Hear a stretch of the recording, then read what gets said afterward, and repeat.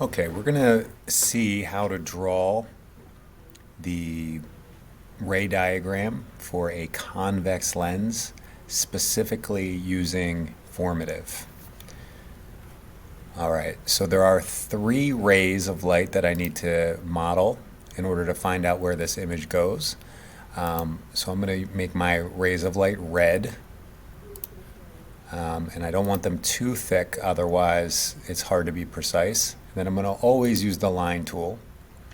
And the very first ray of light I have to model is going to be the one from the point of the arrow that goes through the center of the lens. And any ray of light that goes through the center of the lens is going to continue on straight. I have to make sure that it's through the center of the lens right here, not like this or this, but right directly through the center. And then I want to make sure it's long enough so that wherever the image ends up, the ray of light will be there. So that's pretty good.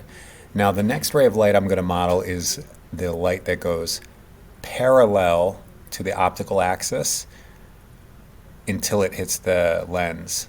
So to make sure that I'm parallel, I'm going to draw a shape, and I'm going to use yellow so that it's a little bit less obtrusive.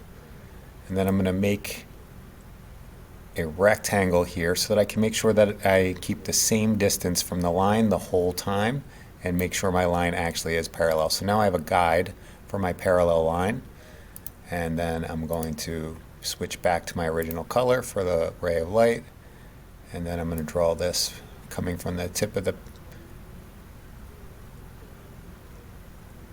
arrow all the way out. And you can see that I accidentally used the rectangle again, but since I kept it skinny, it still looks like a line. But now I'm going to switch back to the line tool. Then I'm going to go through the focal point until a little past where it intersects. And notice I'm going through the black dot of the focal point, which is the center, and I'm going to try to keep it right in the center of that as much as I can, because a small change makes a big difference in where the image goes, which is also why I use the thinner line here. All right, and now I have one more ray of light to model, and that is going to be the one that goes through the focal point first, is going to exit parallel. So I'm going to draw that coming from the point of the arrow through the center of the focal point. Notice that it goes a little underneath the lens, or in some cases it could go even further than that. That's okay. The lens extends infinitely up and down when we're drawing principal rays. I'm going to stop right at the center of the lens there, and now I have to go out parallel. So to make sure that I'm parallel again, I can draw the yellow guide rectangle. So I'm going to do that.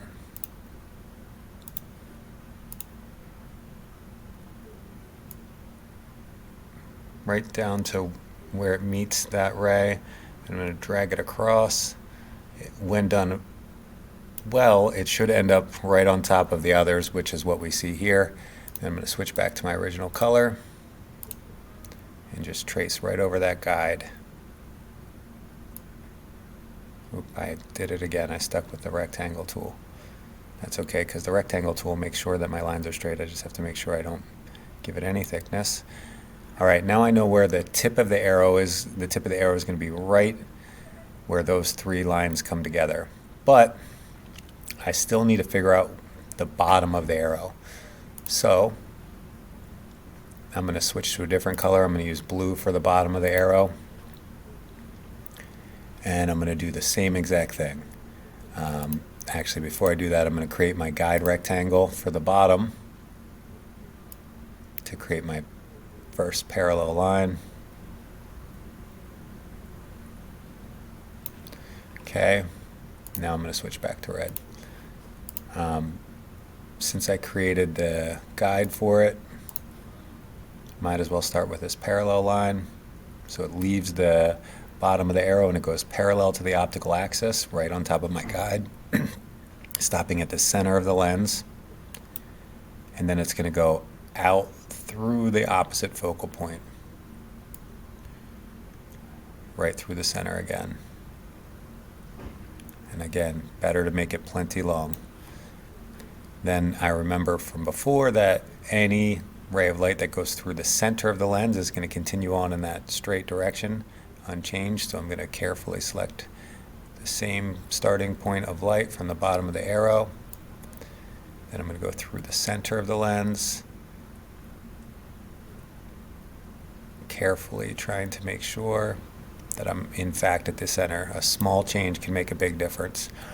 And then last, I'm going to go through this focal point until it hits the lens and go out parallel. Through the center of the focal point until I hit the lens, right in the center. And then I'm going to create my guide rectangle in yellow again, just to make sure that I stay perfectly parallel. Good news, it looks like it's going to hit right on top of those points I already created.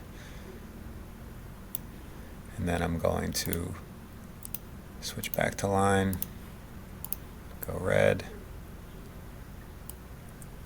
and go straight through. Now I notice that I started just a hair high. Probably doesn't matter, but I'm still going to make a small adjustment to that.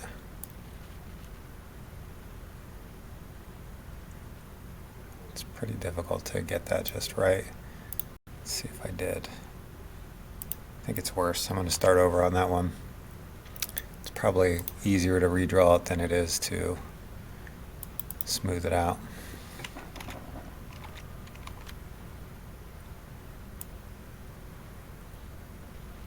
All right, I feel a little better about that.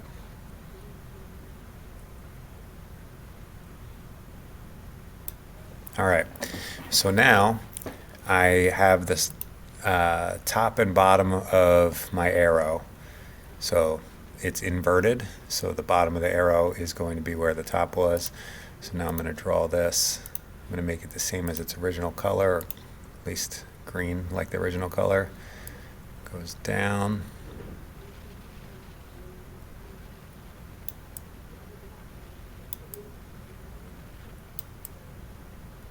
And it's going to look something like that. And then in order to find out how tall it is, I would compare that to the ruler. In yours, there probably already is a ruler on the side. Mine, I'm going to add that in. If your ruler was positioned like this, for example, where say 10 is at the optical axis, then I'd have to find the difference between both of the sides. Or if I'm using the actual ruler here, I can just line it up right there. I'm going to want to zoom in so I can actually see. Looks like I need to bring it down just a touch. And mine is about 4.6 or 4.7 centimeters. And I'm done.